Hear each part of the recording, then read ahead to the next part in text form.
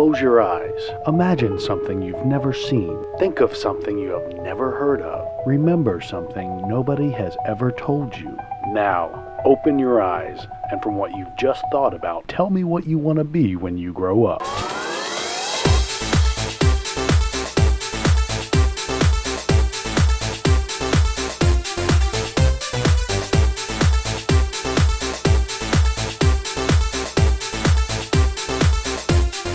There are no excuses. The opportunities are in front of you. You just have to find them. And Exposures is about trying to help kids find what the opportunities are.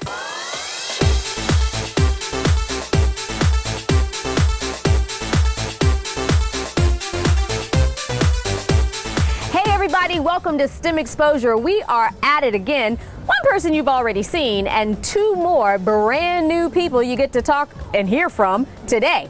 But both of them, actually all three of them, have an engineering background. Let's find out why that's important and what it can get you.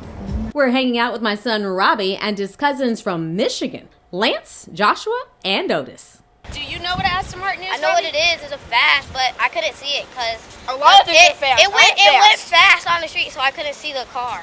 Well, I think you're going to be in for a treat because an Aston Martin is sick. So who owns this Aston Martin? Meet Hugh Campbell and his son Alexander. Hugh's not a rapper, football player, athlete, or entertainer of any type. You guys like cars? Yes. Yeah. You do? Especially Corvettes. Corvettes, okay. All right. Lance, how fast are Corvettes? I don't know, but I know some they cost $76,000. Why do they cost that much? Because it's a sports car. You know why? Because there's a lot of design and engineering that went into it. It takes a lot to make an Aston Martin, too. The car can't weigh 10,000 pounds. You want the car to weigh 3,000 pounds. Why? It's lighter. It's lighter, so what? It goes faster. So it goes faster. The reason why it goes 200 miles an hour, the way it's designed the way it is, how big the tires are, how big the brakes are, every part of this car is all about math, science, and engineering.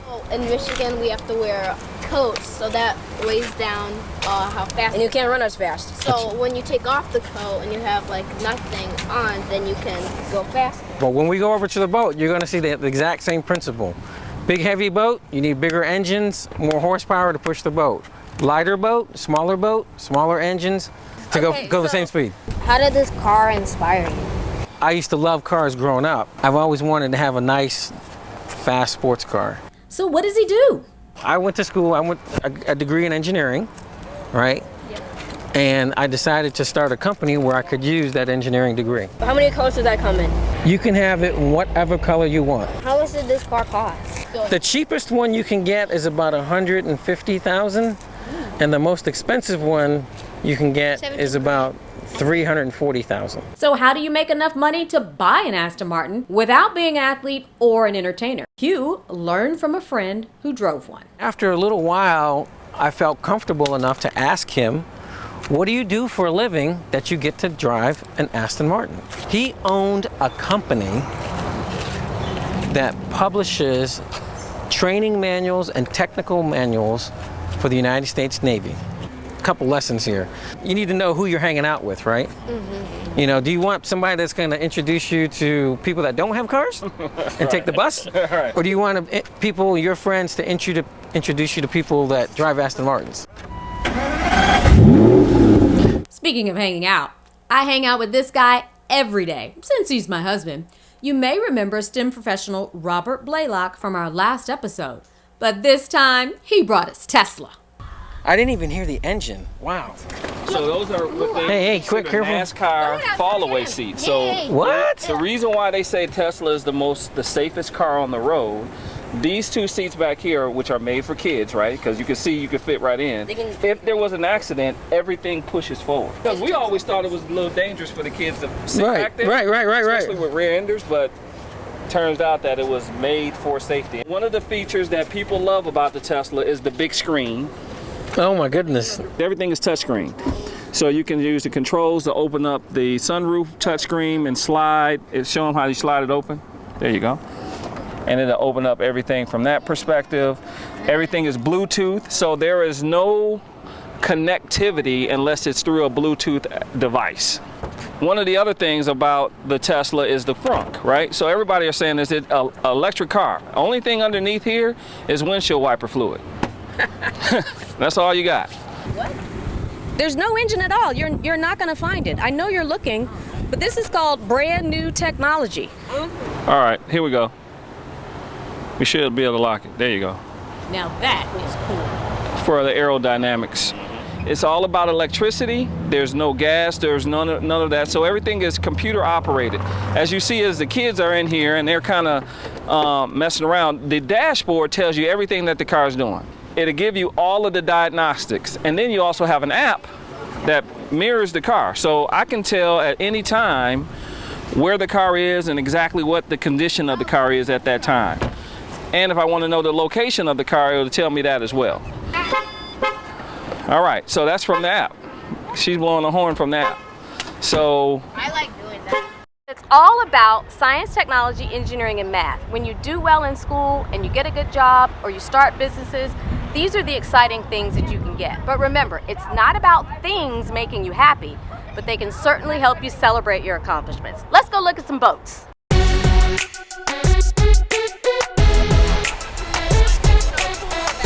I'm pretty sure there's something technical about this whole process. So, have any of y'all ever seen a boat come out like that? No.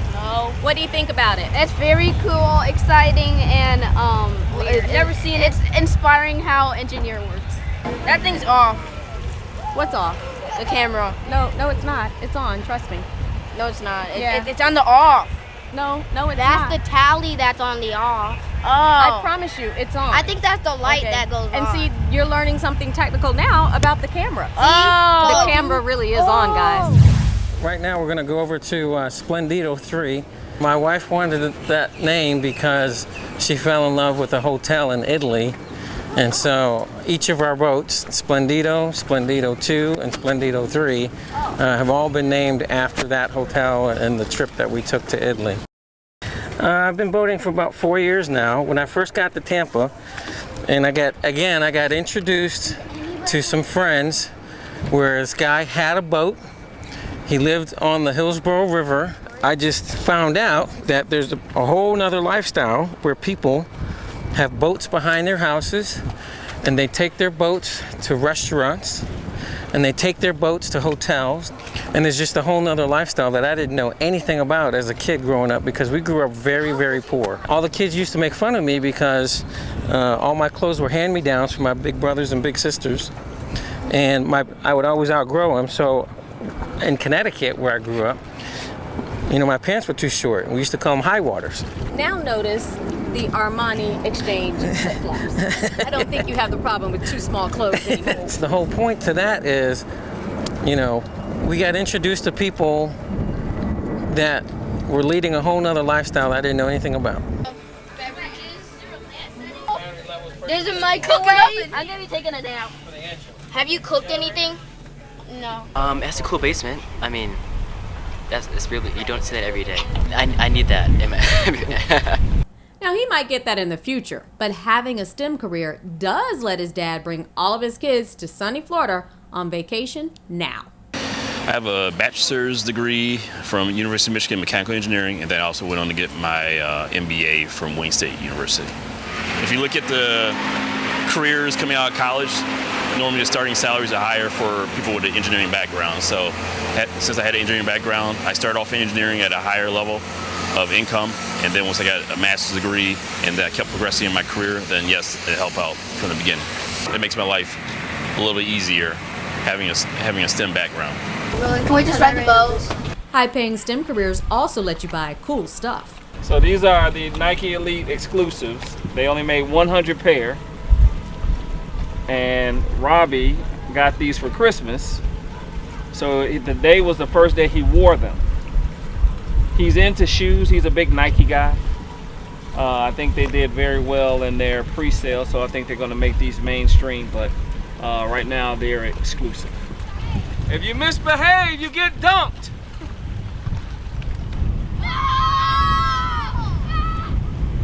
What's up with those shoes? They're nice. I don't want to drop them. Tell me about them. Tell me about them. They're ABC 1, 2, 3. limited editions. Just like the numbers on these Nikes, math is everywhere. I often tell kids, if you like computer games, there's a whole industry of engineers that do nothing but develop computer games.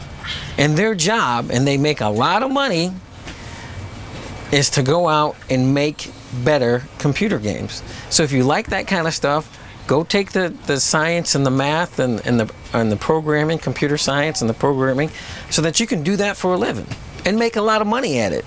Don't be one of those people that, you know, waste their life away in your mama's garage, in your mama's basement playing video games. Go get paid to do that. So maybe you're wondering how to pay for college to get a STEM degree. It can be through sports scholarships, but that's not the only option. My story is a little bit different because I was actually, I was notified that I should apply to the United States Military Academy at West Point. I didn't know anything about West Point. I didn't know anything about the military. But once I found out about it and understood what it truly meant, I made up my mind to go there.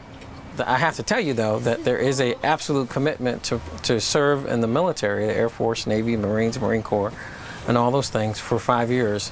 But to me, it's a great deal. But if the military doesn't interest you, there are millions of scholarship dollars given away each year to students interested in pursuing a STEM degree.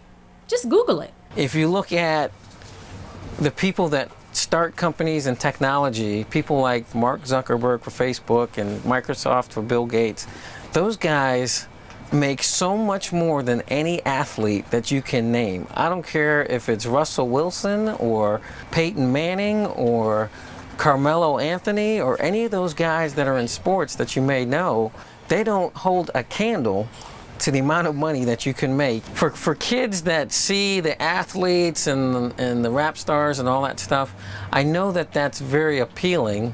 But you know, the fact of the matter is you can make so much more money in business than you can as an athlete or a rapper. If you add together Russell Wilson, Peyton Manning, and Carmelo Anthony's total worth, that's only $317 million.